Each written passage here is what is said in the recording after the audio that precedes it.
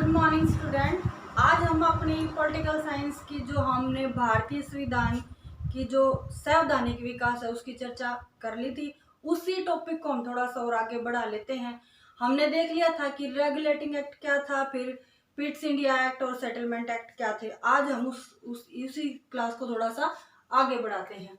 तो जो आज हम करेंगे बेटा, वो करेंगे 1793 यानी 1793 का राजलेख।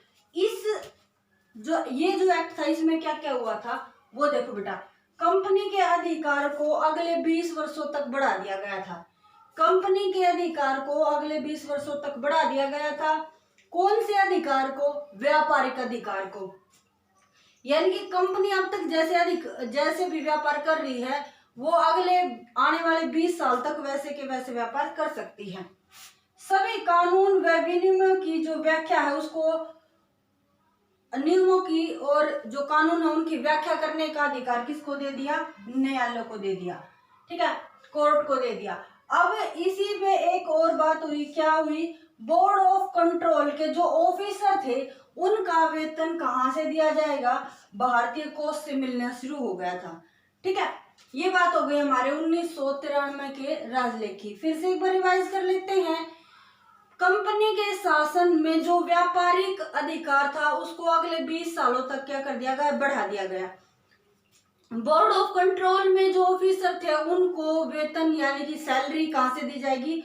भारतीय कोष से देना शुरू कर दिया गया था। ठीक है, और जो भी नियम है, कानून है, उनकी व्याख्या करने का अधिकार दे दिया कोर्ट को। ठीक है, तो ये हो गया हमारा 1793 का राजलेख। इसी प्रकार जब हमारा नेक्स्ट पढ़ेंगे हम, तो 1813 का जो राजलेख था, एक्ट था, वो क्या था? कंपनी के भारतीय व्यापारिक अधिकार को समाप्त कर दिया गया।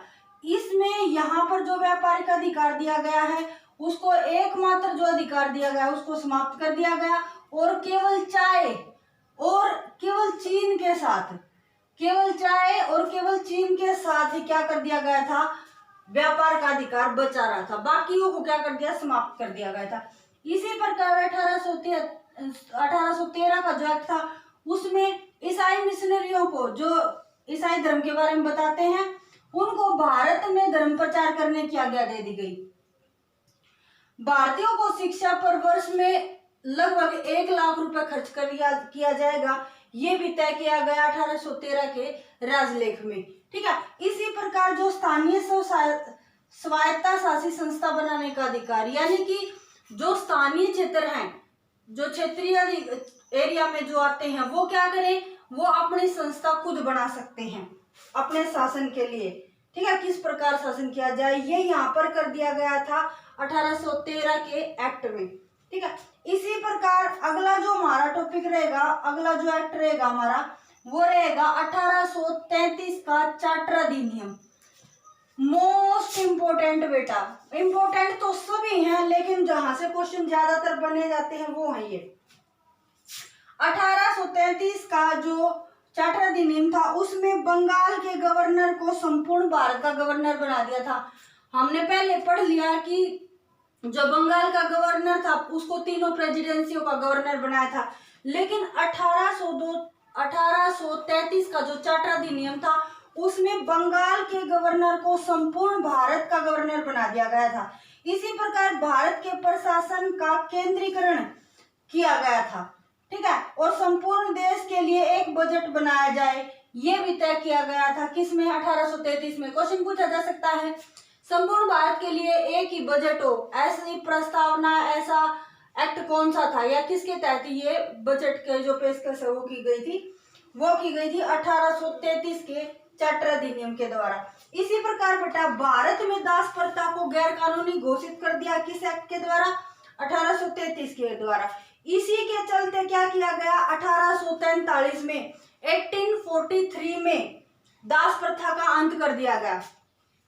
विधि आयोग का गठन किया गया और पहले जो प्रथम अध्यक्ष थे वो थे लॉर्ड मैकाले। किसके? विधि आयोग के।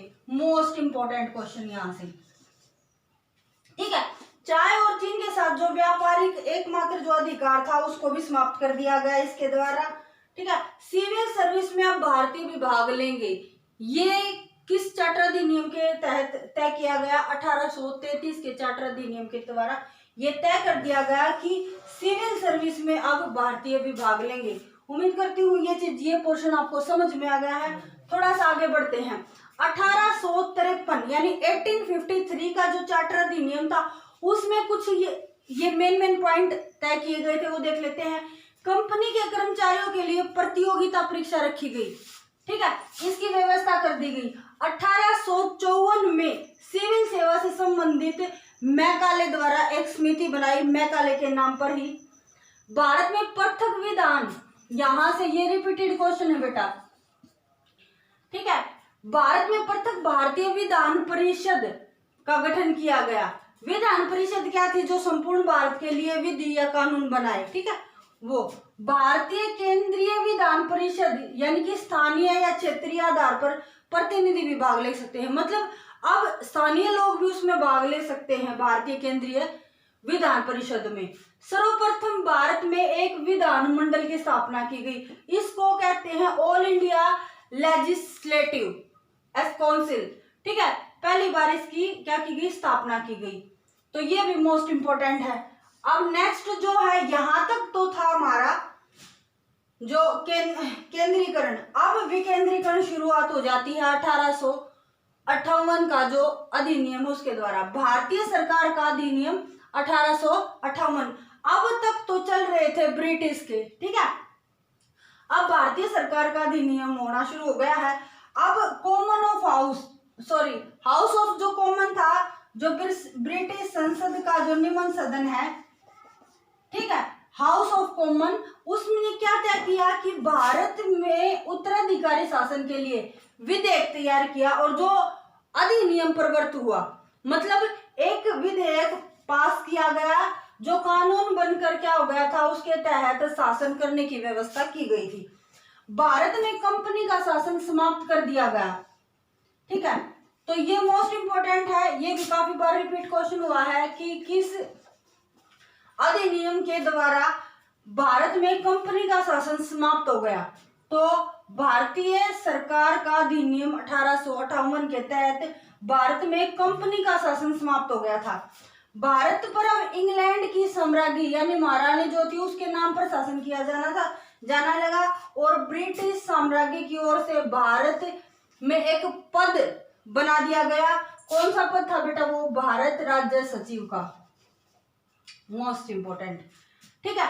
भारत के गवर्नर जनरल को बदलकर, ये बेटा DSSB में पूछा गया था, ठीक है, बहुत ही इंपॉर्टेंट क्वेश्चन है, काफी बार पहले भी रिपीट हो चुका है। भारत के गवर्नर जनरल पद को बदलकर वायसराय का पद बना दिया गया था। बोर्ड ऑफ डायरेक्टर्स तथा बोर्ड ऑफ कंट्रोल को समाप्त कर दिया गया और भारतीय राज्य सचिव ने, मतलब एक तरह से जो ये राज्य सचिव का जो पद तय किया गया था बेटा, उसमें क्या किया, भारत बजट को प्रति वर्ष वो क्या कर सकता था, ब्रिटिश संसद में पेश कर सकता था, ठीक है, उनके समक्ष रख सकता था। ये एक तरह से तय कर दिया गया कि अब भारतीय राज्य सचिव को भी इतना अधिकार दे दिया गया, अगर वो चाहे तो प्रति वर्ष ब्रिटिश सरकार के सामने या ब्रिटिश संसद के सामने क्या कर सकता है, उनके समक्ष बजट रख सकता है कि भाई ये बजट है हमारा। इसी प्रकार विभाग प्रणाली की शुरुआत की गई जो गवर्नर जनरल लॉर्ड कैनिंग ने शुरुआत की थी। यहां से ये भी क्वेश्चन पूछा जाता है